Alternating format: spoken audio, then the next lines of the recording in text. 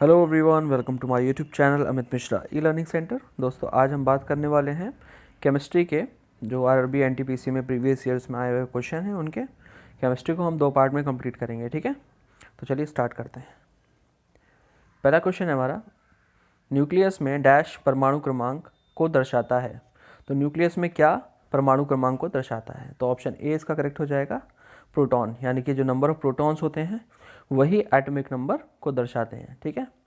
Next हमारा question है, निम्नलिखित में से किन कणों में सकारात्मक आवेश होता है? यानी कि कौन से जो ऐसे हमारे कण होते हैं जो पॉजिटिवली चार्ज्ड होते हैं, ठीक है। तो इसका ऑप्शन हो जाएगा बी, प्रोटॉन। प्रोटॉन क्या होते हैं? हमारे पॉजिटिवली चार्ज होते हैं। न्यूट्रॉन हमारे न्यूट्रल होते हैं। इलेक्ट्रॉन हमारे नेगेटिवली चार्ज होते हैं, ठीक है। नेक्स्ट क्वेश्चन देखते हैं। नेक्स्ट क्वेश्चन हमारा, एक हाइड्रोजन एटम में कितने न्यूट्रॉन होते हैं? ठीक है। तो हाइड्रोजन एटॉम में कितने न्यूट्रॉन होते हैं? तो इसमें हो जाएगा ऑप्शन डी, कुछ नहीं। यानी कि हाइड्रोजन में जो न्यूट्रॉन होते हैं वो नहीं होते हैं, ठीक है। और इसका जो द्रव्यमान संख्या होती है वो कितनी होती है? परमाणु 1 होता है, ठीक है। नेक्स्ट क्वेश्चन हमारा फिफ्थ, इलेक्ट्रॉन के समतुल्य प्रतिद्रव्य कणों को डैश कहा जाता है। तो इलेक्ट्रॉन के समतुल्य या कौन होते हैं यहाँ पर? तो ऑप्शन डी हो जाएगा इसका, पॉजिट्रॉन, ठीक है। पॉजिट्रॉन किसके समतुल्य होते हैं? इलेक्ट्रॉन के, ठीक है। इनका द्रव्यमान भी लगभग समान होता है इनके, 9.1 गुणा 10 की घात -31 किलोग्राम, ठीक है। नेक्स्ट क्वेश्चन देखते हैं। नेक्स्ट हमारा क्वेश्चन है, निम्नलिखित में से किस परमाणु का व्यास सबसे बड़ा होता है? तो इसका ऑप्शन ए करेक्ट हो जाएगा, आयोडीन, ठीक है। नेक्स्ट क्वेश्चन देखते हैं, क्वेश्चन 6। क्वेश्चन हमारा, नीचे हमें अभिकथन और कारण दिए हुए हैं, ठीक है। हमें इनको पढ़ना है और बताना है कि सही है या गलत है, ठीक है। तो अभिकथन है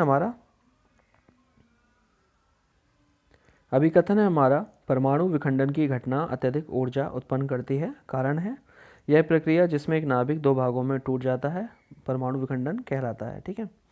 तो इसका ऑप्शन बी करेक्ट हो जाएगा। अभिकथन कारण दोनों सही हैं, लेकिन कारण अभिकथन की उचित व्याख्या नहीं है, ठीक है। नेक्स्ट क्वेश्चन देखते हैं। दोस्तों, अगर अभी तक आपने चैनल को सब्सक्राइब नहीं किया है तो चैनल को सब्सक्राइब ज़रूर कर लें। जितने भी जो आपके दोस्त हैं, जो भी लोग तैयारी कर रहे हैं आरआरबी एनटीपीसी की, उनके साथ ये प्रीवियस ईयर्स के क्वेश्चन शेयर कीजिए, ठीक है। वीडियो अच्छा लगा करे तो लाइक ज़रूर किया करें, कमेंट करके हमें बताया करें, ठीक है। और हम कैसे इंप्रूव कर सकते हैं इसमें, ठीक है। नेक्स्ट क्वेश्चन हम देखते हैं, क्वेश्चन 7। सूर्य की ऊर्जा किस माध्यम से उत्पन्न होती है? ठीक है। तो ऑप्शन ए करेक्ट हो जाएगा, परमाणु संलयन, ठीक है। न्यूक्लियर फिशन की वजह से ये जो प्रक्रिया है ये चलती रहती है, निरंतर चलने वाली प्रक्रिया आती है, ठीक है। नेक्स्ट हमारा क्वेश्चन 10। इनमें से कौन सा रासायनिक परिवर्तन का एक उदाहरण है? तो ऑप्शन सी सही हो जाएगा, निष्क्रियकरण, ठीक है। तो ये हो जाएगा न्यूट्रलाइजेशन। ये क्या है? एक रासायनिक परिवर्तन का उदाहरण है, ठीक है। नेक्स्ट है हमारा, एक ऑक्सीजन परमाणु में कितने संयोजी इलेक्ट्रॉन होते हैं? तो एक ऑक्सीजन परमाणु की अगर हम बात करें, ठीक है, तो इसमें कितने होते हैं? 6 संयोजी इलेक्ट्रॉन होते हैं। जब हम इसको क्लासेस में डिवाइड करते हैं कि LMN, ठीक है, तो आपको याद होगा 2,6 है ना। तो लास्ट में कितने आ रहे हैं? 6। तो यही इसके संयोजी इलेक्ट्रॉन होते हैं। तो इसका ऑप्शन बी करेक्ट हो जाएगा, ठीक है।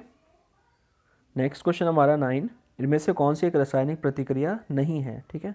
तो ऑप्शन सी देखिए, गुरुत्वाकर्षण, ये एक रासायनिक प्रतिक्रिया नहीं है। ये से आप फिजिक्स में पढ़ते हैं, ठीक है। नेक्स्ट है क्वेश्चन 11। निम्नलिखित में से ऑक्सीकरण यानी ऑक्सीडेशन प्रतिक्रिया के बारे में क्या सही नहीं है? तो ऑप्शन सी इसका देखिए, वनस्पति तेल का हाइड्रोजनीकरण एक ऑक्सीकरण प्रतिक्रिया है, ठीक है। तो ये ऑक्सीकरण प्रतिक्रिया नहीं है, तो ये गलत हो गया, ठीक है। तो ऑप्शन सी इसका सही जवाब हो जाएगा। नेक्स्ट है क्वेश्चन 12। निम्नलिखित में से कौन सा रासायनिक प्रतिक्रिया के बारे में सच नहीं है? ठीक है। तो ऑप्शन सी देखिए, ये जेम्स चैडविक और जे थॉमसन द्वारा प्रस्तावित किए गए थे। इन दोनों लोगों ने क्या किया था? इलेक्ट्रॉन और प्रोटॉन की खोज की थी, ठीक है। तो ऑप्शन सी क्या हो जाएगा? गलत हो जाएगा। नेक्स्ट है इसका क्वेश्चन 2। वह एकमात्र अधातु कौन सी है जो कमरे के तापमान पर द्रव में बदल जाती है? तो आप लोगों को पता होगा, ब्रोमीन जो है वो ऐसी अधातु है जो कमरे के तापमान पर द्रव में बदल जाती है। ऑप्शन बी इसका करेक्ट हो जाएगा। नेक्स्ट हमारा क्वेश्चन 13। ऑक्सीकरण प्रतिक्रिया में निम्नलिखित में से क्या होता है? ठीक है। तो ऑप्शन बी देखिए, इलेक्ट्रॉनों में कमी होती है, ठीक है। तो ऑप्शन बी इसका करेक्ट हो जाएगा, इलेक्ट्रॉन में कमी होना। नेक्स्ट है क्वेश्चन 3। गर्म हवा के गुब्बारों में कौन सी गैस प्रयोग की जाती है? तो गर्म हवा के जो गुब्बारे होते हैं उनमें प्रोपेन गैस को यूज़ किया जाता है। ऑप्शन बी इसका करेक्ट हो जाएगा, प्रोपेन। नेक्स्ट है क्वेश्चन 4, निम्नलिखित गैसों में से किसमें एक तीखी गंध होती है? ठीक है, तो ऑप्शन ए अमोनिया, इसमें एक तीखी गंध होती है। ठीक है, नेक्स्ट है हमारा क्वेश्चन 1, पानी का घनत्व क्या है? 1000 किलोग्राम घन मीटर ये पानी का घनत्व होता है। ऑप्शन ए इसका करेक्ट हो जाएगा। ठीक है, नेक्स्ट है, निम्न में से कौन सी रासायनिक प्रतिक्रिया की प्रकृति हमेशा ऊष्माशोषी होती है? तो ऑप्शन बी हो जाएगा अपघटन प्रक्रिया की। ठीक है, डिकम्पोजिशन रिएक्शन जो होती हैं उनकी जो प्रतिक्रिया होती है कैसी होती है? हमेशा ऊष्माशोषी होती है। ठीक है, नेक्स्ट देखते हैं क्वेश्चन 8 हमारा, डैश पदार्थ की उन अवस्थाओं में से एक है जो बहुत ही कम घनत्व वाली गैस को अत्यंत कम तापमान के तहत ठंडा करके प्राप्त होती है। ठीक है, तो इसका ऑप्शन सी हो जाएगा, बोस आइंस्टीन घनीभूत, BEC। ठीक है, इसका ऑप्शन BEC करेक्ट हो जाएगा। नेक्स्ट है, जिस रासायनिक अभिक्रिया में ऊष्मा निकलती है उसे डैश कहा जाता है। क्या कहा जाता है? तो आपको पता होगा, ऊष्माक्षेपी अभिक्रिया कहलाती है। ठीक है, तो ऑप्शन ए इसका करेक्ट हो जाएगा, ऊष्माक्षेपी। नेक्स्ट है क्वेश्चन 9, कच्चे माल से विभिन्न उत्पादों को अलग करने के लिए किस विधि का प्रयोग किया जाता है? तो ऑप्शन बी इसका सही हो जाएगा, आंशिक आसवन। ठीक है, तो इसको हम प्रयोग करते हैं किस में? कच्चे माल से विभिन्न उत्पादों को अलग करने के लिए। नेक्स्ट है क्वेश्चन 7, उस प्रक्रिया का क्या नाम है जिसमें गैस सीधे ही ठोस वस्तु में परिवर्तित हो जाती है? ठीक है, तो आंसर इसका बी हो जाएगा, डिपोजिशन। ठीक है, इसमें गैस सीधे किस में बदल जाती है? ठोस में बदल जाती है, ना कि तरल में। ठीक है, नेक्स्ट हमारा क्वेश्चन 10, प्रचुर मात्रा में उपलब्ध ज्वलनशील प्राकृतिक गैस कौन सी है? तो ऑप्शन बी इसका करेक्ट हो जाएगा, मीथेन। ठीक है, ये बहुत ही प्रचुर मात्रा में है, यानी कि एडिकेट क्वांटिटी में हमारे एटमॉस्फेयर में है। ठीक है, और ज्वलनशील भी होती है। नेक्स्ट है, एक घरेलू गैस सिलेंडर में LPG डैश में संग्रहित की जाती है। तो किस अवस्था में की जाती है? तो आप लोगों को पता है, तरल अवस्था में ये संग्रहित की जाती है। ठीक है, ऑप्शन सी इसका करेक्ट हो जाएगा। नेक्स्ट है, सही विकल्प के साथ खाली स्थान भरें। तत्वों के गुण उनके परमाणु द्रव्यमान के आवधिक प्रकार्य हैं। यह डैश का कथन है। किसका कथन है, यह हमें बताना है। ठीक है, तो ये मेंडलीव का आवर्त नियम है। ठीक है, ऑप्शन सी इसका करेक्ट हो जाएगा, मेंडलीव आवर्त नियम। नेक्स्ट है क्वेश्चन 12, नीचे अभिकथन और कारण दिए गए, हमें बताना है कि कौन से सही या गलत हैं। ठीक है, घरेलू गैस सिलेंडरों में होने वाले रिसाव का पता लगाया जा सकता है। कारण है LPG की गंध तीव्र होती है। ठीक है, तो ये हमें देखना है। तो इसका ऑप्शन डी हो जाएगा। ए सही है लेकिन आर गलत है, यानी कि घरेलू गैस सिलेंडर में जो रिसाव होता है उसका पता लगाया जा सकता है क्योंकि उसमें गंध आती है। ठीक है, LPG की तीव्र गंध होती है, ये इसका कारण गलत है। ठीक है, नेक्स्ट है क्वेश्चन 2, आधुनिक आवर्ती नियम किसने दिया था जिसके अनुसार तत्वों के मौलिक तथा रासायनिक गुण उनकी परमाणु संख्या के आवर्ती फंक्शन है? तो ये किसने दिया था?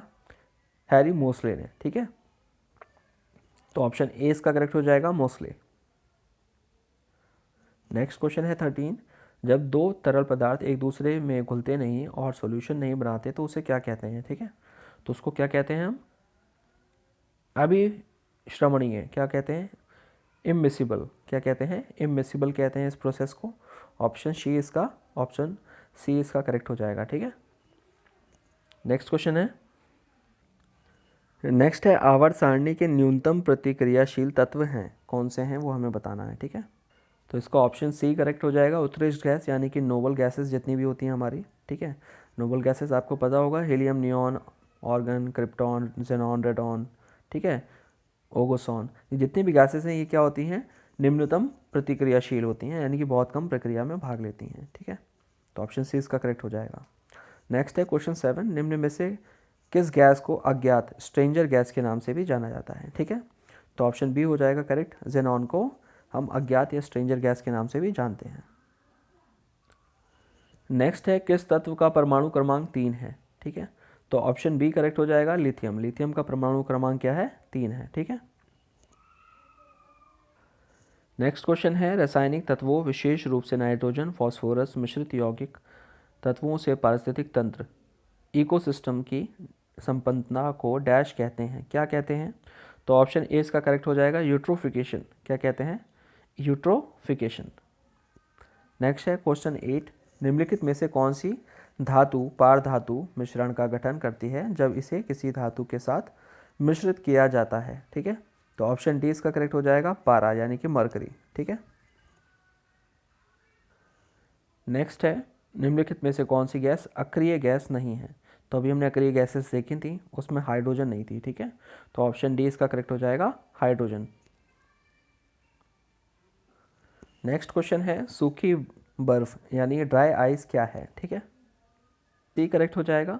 कार्बन डाइऑक्साइड का ठोस रूप क्या कहलाता है? ड्राई आइस यानी कि सूखी बर्फ कहलाता है। ठीक है।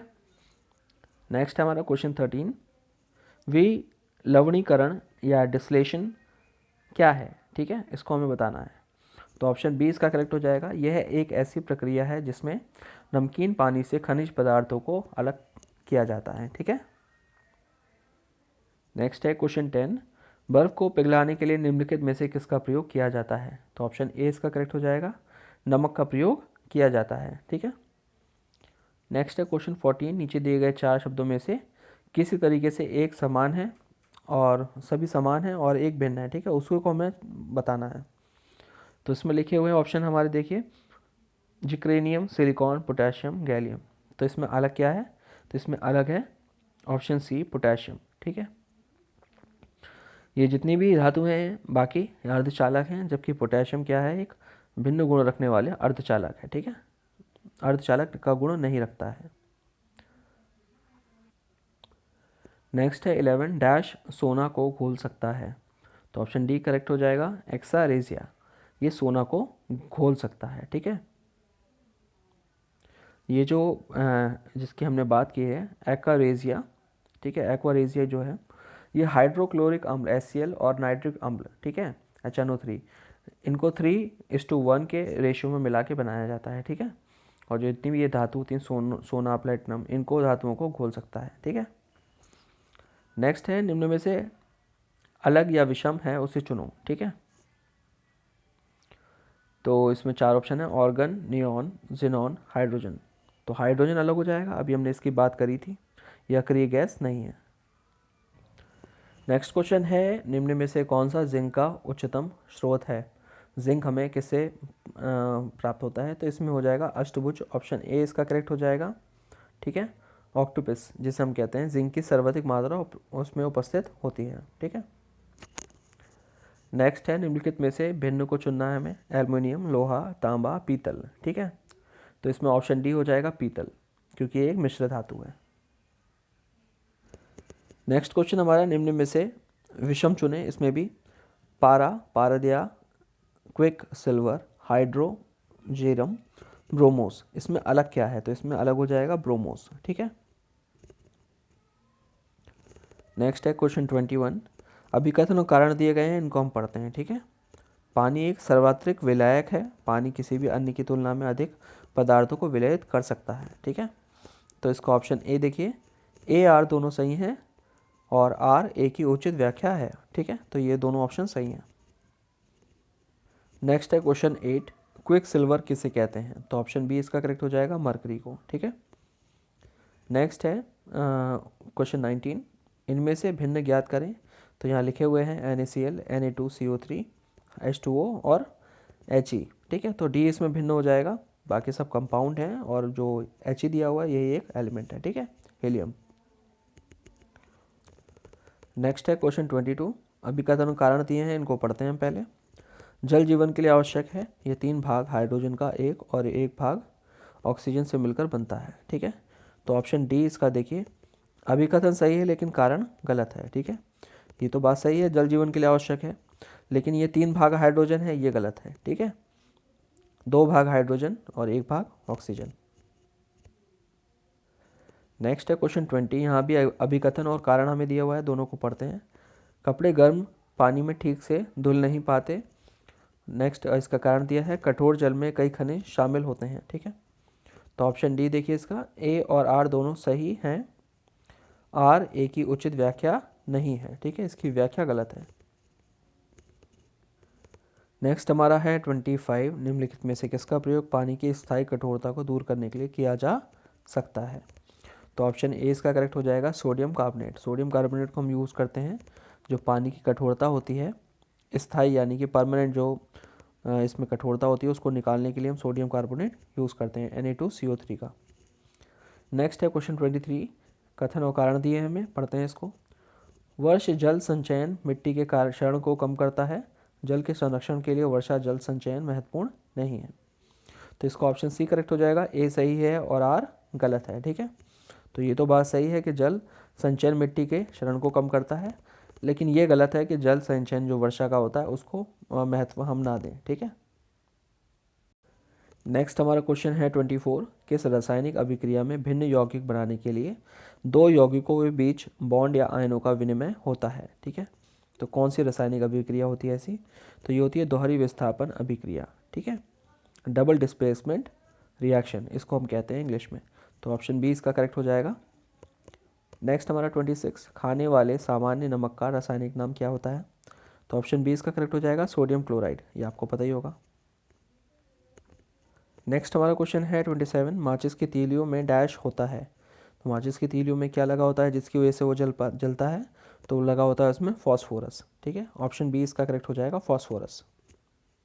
नेक्स्ट हमारा क्वेश्चन है, डैश की उपस्थिति के कारण हमें यह गंध महसूस होती है जिससे एलपीजी सिलेंडर लीक होने का पता चल सकता है। तो कौन सी ऐसी गैस होती है जिसकी वजह से हमें पता चलता है कि हमारी जो एलपीजी सिलेंडर है उसमें लीकेज है या नहीं है? ठीक है, तो ऑप्शन सी इसका करेक्ट हो जाएगा, सल्फर यौगिक। सल्फर जो इसमें यौगिक होता है इसी की वजह से, जिसको हम कहते हैं एथिल मरकैप्टन। ठीक है, CH2CH2SH इसको हम बोलते हैं एथिल मरकैप्टन। इसी की वजह से हमें पता चलता है जो गंध आती है वो इसी की वजह से आती है। तो ऑप्शन सी इसका करेक्ट हो जाएगा। नेक्स्ट है, प्याज काटते समय आंखों में जलन पैदा करने वाला यौगिक कौन है? ठीक है, तो इसका ऑप्शन सी हो जाएगा, सल्फर। इसमें भी क्या होता है, सल्फर का यौगिक होता है। ठीक है, तो इसको हम बोलते हैं प्रोपेथिनॉल एस ऑक्साइड। ठीक है, प्रोपेथिनॉल एस ऑक्साइड। क्वेश्चन 29 है, आसुत जल में मछली क्यों जीवित नहीं रह सकती? ठीक है, तो इसका ऑप्शन बी हो जाएगा, ऑस्मोसिस मछली के शरीर के तरल पदार्थों को पतला कर देता है। ठीक है, तो इसलिए जो मछलियाँ होती हैं वो जीवित नहीं रह सकती। तो ऑप्शन बी इसका करेक्ट हो जाएगा। नेक्स्ट है 32, लोहे की जंग डैश होती है। तो लोहे की जंग क्या होती है? एक रासायनिक प्रक्रिया के कारण होती है। क्वेश्चन 30 है, मीथेन के जलने पर क्या होता है? तो ऑप्शन डी इसका करेक्ट हो जाएगा, कार्बन डाइऑक्साइड एवं पानी निकलता है। ठीक है, दो प्रकार के प्रोडक्ट बनते हैं इस प्रक्रिया के बाद, कार्बन डाइऑक्साइड और वाटर। नेक्स्ट है क्वेश्चन 33, लोहे पर जंग लगना एक सामान्य उदाहरण है। तो किसका उदाहरण है? तो एक रासायनिक परिवर्तन का उदाहरण है। अभी हमने पीछे भी ये क्वेश्चन देखा था। नेक्स्ट है क्वेश्चन 34, गैल्वनाइज्ड आयरन क्या होता है, यानी कि गैल्वनाइज्ड लोहा क्या होता है? ठीक है, तो स्टील का एक रूप होता है। ऑप्शन ए इसका करेक्ट हो जाएगा। ठीक है, नेक्स्ट हमारा क्वेश्चन है, स्टेनलेस स्टील का आविष्कार किसने किया था? तो ऑप्शन सी इसका करेक्ट हो जाएगा, हैरी बियरले। इसको हमने जीके में भी पढ़ा था, हैरी बियरले के बारे में। ठीक है, नेक्स्ट हमारा क्वेश्चन है, ओजोन का रासायनिक केमिकल फॉर्मूला क्या है? तो ओजोन का रासायनिक फॉर्मूला क्या होता है? O3। ठीक है, तो ऑप्शन सी इसका करेक्ट हो जाएगा। नेक्स्ट है, गैल्वनीकरण जंग से बचने वाली एक प्रक्रिया है जिसमें स्टील और लोहे पर डैश की कोटिंग का इस्तेमाल किया जाता है। तो कौन सी कोटिंग का इस्तेमाल करते हैं हम? तो हम इसमें इस्तेमाल करते हैं जिंक की कोटिंग का। ठीक है, ऑप्शन डी इसका करेक्ट हो जाएगा, जिंक। नेक्स्ट है, निम्नलिखित में से प्रक्रिया में जिंक ऑक्साइड बनता है जो एक सुरक्षा परत के रूप में कार्य करता है और जंग की रोकथाम करता है। ठीक है, तो ऑप्शन डी हो जाएगा, गैल्वनाइजेशन, जो अभी हम पहले इसको डिस्कस कर चुके हैं। फिर हमारा 40, ओजोन O3 के अणु में ऑक्सीजन के डैश परमाणु होते कितने होते हैं? तो 3 होते हैं। इसके फॉर्मूले में भी आपको दिख रहा होगा O3। ठीक है, नेक्स्ट है हमारा, स्टेनलेस स्टील क्या है? तो ऑप्शन डी हो जाएगा, मिश्र धातु है। अभी हमने इसको पढ़ा था। और 41 है हमारा, आज का लास्ट क्वेश्चन है, बेकिंग सोडा क्या है? तो ऑप्शन सी इसका सही हो जाएगा, सोडियम बाइकार्बोनेट। ठीक है, NaHCO3। ठीक है, तो उम्मीद करता हूँ वीडियो आपके लिए हेल्पफुल होगा और मैं कोशिश करता हूँ ज़्यादा से ज़्यादा आपको क्वेश्चंस कराए जाएँ रिवीजन के लिए। जितने भी हमारे प्रीवियस ईयर के NTPC में आए हुए क्वेश्चंस हैं वो आपको रिवाइज कराऊँ मैं। ठीक है, तो वीडियो को लाइक और शेयर ज़रूर किया करिए, कमेंट करके हमें बताया करिए। Thank you so much for watching this video.